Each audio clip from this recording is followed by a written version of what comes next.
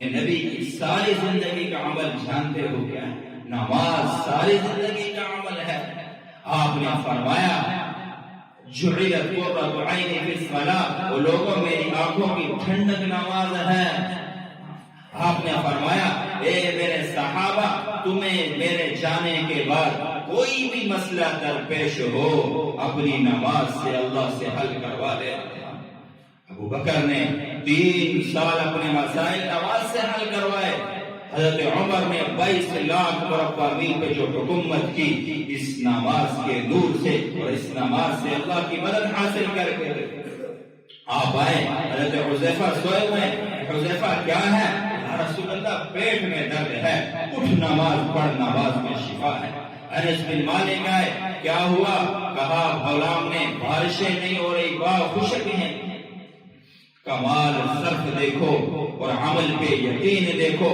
کہا اے میرے غلام، جانتا نہیں ہے ہم مسلمان ہیں، اور مسلمان کے لیے کسی چیز کو حاصل کرنا کیا مشکل ہے۔ لا میرا مسلح والعشاء، وضو کر کے آئے، 2 رکعت پڑھی۔ کہا چاہ دیکھ کیا بارش آئی کہ نہیں آئی؟ کہا نہیں آئی، اور کہنے لگے اللہ کی قسم میں نے اپنے نبی سے اپنے ان کانوں سے سنا، کوئی مسلمان کو جب بھی کوئی حاجت ہو وہ 2 رکعت نماز صلاۃ حاجت پڑھے، دنیا کی ہو یا آخرت کی، جس کا سبب و جس کا ذریعہ دنیا کے کسی انسان سے ہو یا اللہ سے ہو، جب وہ 2 رکعت پڑھے گا اللہ اس کے مسائل کو حل فرما دیں گے۔ فرمایا یہ ہو نہیں سکتا کہ اللہ کے نبی ایک بات کو بتائیں اور وہ پوری نہ ہو، میری نماز میں کمی ہے۔ دوبارہ وضو کیا، جب نماز پڑھی، کہا اب دیکھ کہ بارش آئی کہ نہیں آئی۔ غلام نکلا، واپس آیا، کہنے لگا میرے آقا، اس ذات کی قسم جس نے بارش برسائی ہے، بارش صرف ہمارے باغوں میں برسی، بارش کا ایک قطرہ بھی ہمارے باغ سے باہر نہیں برسا۔ عمل سے میرے محترم بھائیو اللہ سے مسائل کو حل کروایا۔ تو میرے محترم بھائیو، یہ ایک زینت ہے، ایک گوہر ہے، یہ ایک خزانہ ہے نماز، اس سے اپنے مسائل کو حل کراؤ۔ ہمارے ایک بزرگ ہیں حکیم اکرم صاحب رائمنڈ کے، وہ فرماتے ہیں وہ لوگوں تمہیں پوری دنیا کا خزانہ بتا رہا ہوں، غور سے سنو، تم ہی تم ہوگے جہاں جاؤ گے۔ رات کے 2 بجے 2 رکعت 2 آنسو، یہ تمہارے سارے مسائل کا حل ہے۔ رات کے 2 بجے 2 رکعت اور 2 بہتے ہوئے آنسو، یہ تمہارے سارے مسائل کا حل ہے۔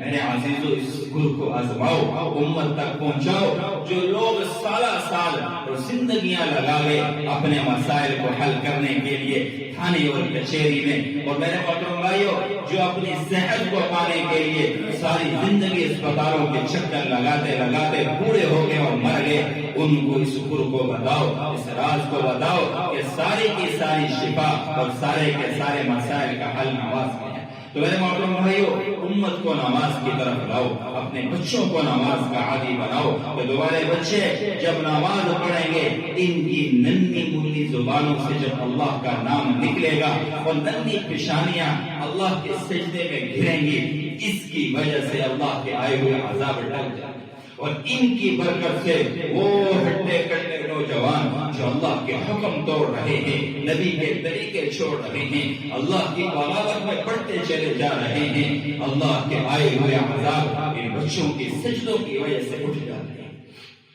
عالم نے لکھا، لوگوں یاد رکھنا تمہارا دین تم تک پہنچا ہوا ہے۔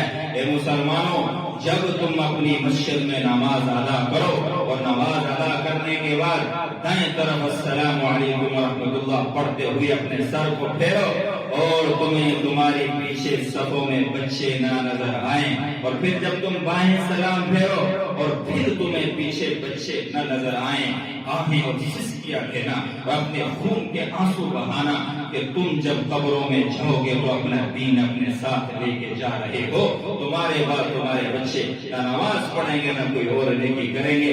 اور فرمایا کہ جب تم نماز میں سلام پھیرو اور تمہارے بچے تمہیں پیچھے صفوں میں نظر آئیں، فرمایا ہنستے مسکراتے اپنے اللہ کو اپنی جان دے دینا کہ تمہارے بعد تمہارے بچے مسجدوں کو آباد کریں گے۔ ہاں میرے عزیزو، اپنے بچوں کو نماز پہ لگاؤ، تمہارے بچوں کی نماز تمہارے کام بنائے گی۔ زندگی میں اٹکے ہوئے کام اپنے بچوں سے نماز پڑھا کے کو، میرے بیٹے میرا یہ کام کافی عرصے سے پھنسا ہوا ہے، اس کے لیے دعا کر، معصوم کی دعا اللہ ضرور قبول کرے۔ تو میرے محترم بھائیو، اپنی مسکراہٹ کو نمازی بناؤ، ماؤں بہنوں کو نمازی بناؤ، اور یاد رکھو ہمارے مائیں بہنوں کی نمازیں ہمارے لیے دھاڑ ہوں گی، آڑ ہوں گی، اللہ کے عذابوں کو روکیں گی، مسائل کو روکیں گی۔ جس طرح ہم حقدار ہیں دین کے، ہماری مائیں اور بہنیں بھی حقدار ہیں۔